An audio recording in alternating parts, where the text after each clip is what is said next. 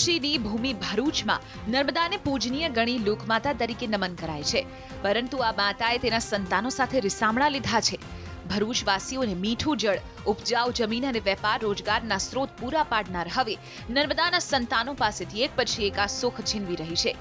હવે નર્મદા નદીમાં નથી મળી રહ્યું મીઠું જળ, ઉપજાઉ જમીનનું થઈ રહ્યું છે ધોવાણ અને નર્મદાનું જળમાર્ગ ભૂતકાળ બન્યું છે. આ ફેરફાર પાછળ નર્મદાનો બદલાયેલો પ્રવાહ જવાબદાર મનાઈ રહ્યું છે. જે નર્મદા ભરૂચને કાંઠે વહેતી હતી તે હવે અંકલેશ્વર તરફના કાંઠે વહેવા લાગી છે.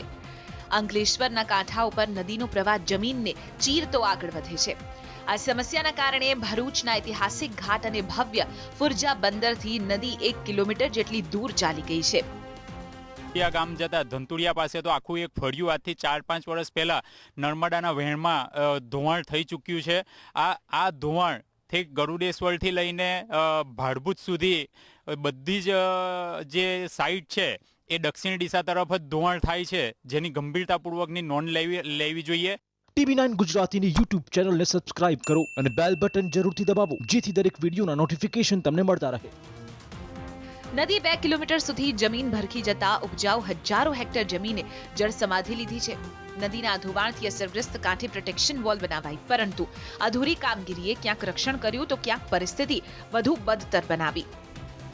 અને સમગ્ર સંગઠનની ટીમ આની અંદર ચિંતિત છે અને આવનારા દિવસોમાં આ બહુ જલ્દી પ્રશ્ન ઉકેલ લાવવાનો અમે પ્રયત્ન કરી રહ્યા છીએ. ચૂંટણી નજીક છે ત્યારે શાસકો આ સમસ્યાનો ટૂંક સમયમાં હલ થવાનો આશાવાદ સેવી રહ્યા છે, પરંતુ દિવસે દિવસે વિકટ બનતી જતી સમસ્યા હવે માથું ઉંચકી રહી છે. જો ઝડપથી ઉકેલ નહીં લવાય તો નર્મદા નુકસાન પહોંચાડશે. અંકિત પટેલ, TV9 ભરૂચ.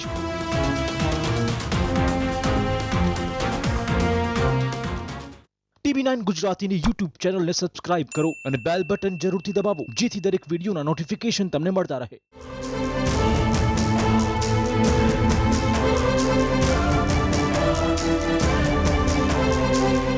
મધ્યપ્રદેશના અમરકંટકથી નીકળી 1312 કિલોમીટરની યાત્રા બાદ ખંભાતના અખાતને મળતી નર્મદા નદી અને આ નદી ડાઉનસ્ટ્રીમમાં અસ્તિત્વની લડાઈ લડી રહી છે.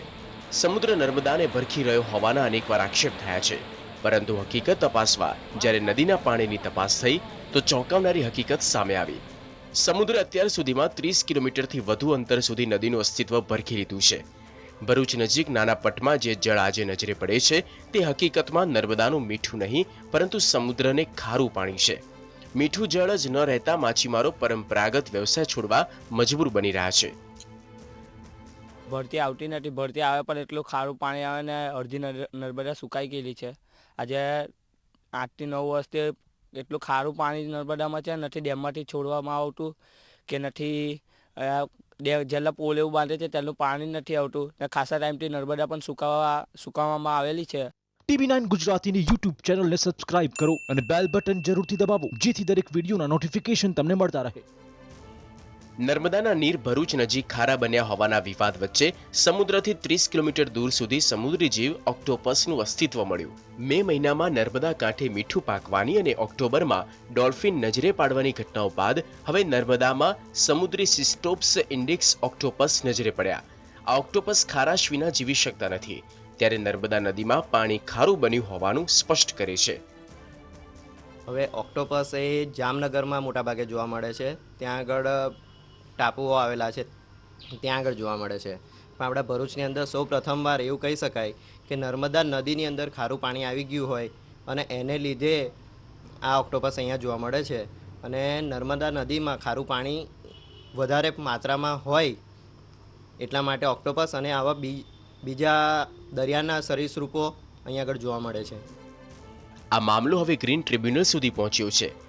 પર્યાવરણ પ્રેમી સંસ્થાઓએ ડેમમાંથી પાણી ડાઉનસ્ટ્રીમમાં છોડાતું ન હોવાના મુદ્દે લડત શરૂ કરી છે.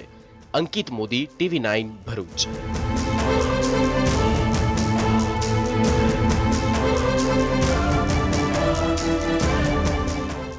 TV9 ગુજરાતીની YouTube ચેનલને સબસ્ક્રાઇબ કરો અને બેલ બટન જરૂરથી દબાવો, જેથી દરેક વિડીયોના નોટિફિકેશન તમને મળતા રહે.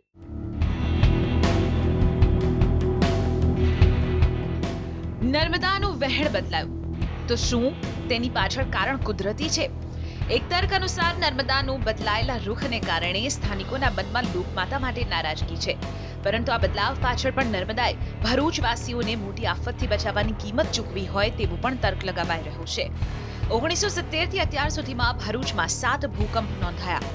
અનુમાન છે કે આ ભૂકંપની અસર શોક ઓબ્ઝર્વરની ભૂમિકા ભજવી નર્મદાએ અસર નહિવત બનાવી હતી, પરંતુ ભૂગર્ભીય ફેરફારની કિંમત ચૂકવતા નર્મદાએ તેનો પ્રવાહ બદલ્યો હોઈ શકે છે. ભૂકંપ આવે છે તે સમય દરમિયાન પૃથ્વીના પેટાળની અંદર ભૂગર્ભની અંદર ઘણી બધી પરિસ્થિતિઓ મોટા પાયે ફેરફાર થતી હોવાના કારણે નદીના વહેણ બદલાતા હોય છે. આ એક તર્ક છે. ભૂસ્તર વિજ્ઞાનની અંદર ભૂસ્તર શાસ્ત્રીઓના નિવેદનો અને ઊંડી તપાસ બાદ આવું એક તારણ બહાર આવ્યું છે. TV9 ગુજરાતીની YouTube ચેનલને સબસ્ક્રાઇબ કરો અને બેલ બટન જરૂરથી દબાવો જેથી દરેક વિડીયોના નોટિફિકેશન તમને મળતા રહે. નર્મદા નદીને ફરી બે કાંઠે વહેતી કરવા અને નદીમાં ફેરફાર મામલે અભ્યાસ બાદ લડત આપનારા નર્મદા બચાવ સમિતિનું સ્પષ્ટ માનવું છે કે ડેમના નિર્માણ બાદ આ સમસ્યાઓ ઊભી થઈ છે. ડેમના ડાઉનસ્ટ્રીમની ઉપેક્ષાએ સ્થાનિકોની હાલત બદતર બનાવી નાખ્યાનો સંસ્થા આક્ષેપ કરી રહી છે.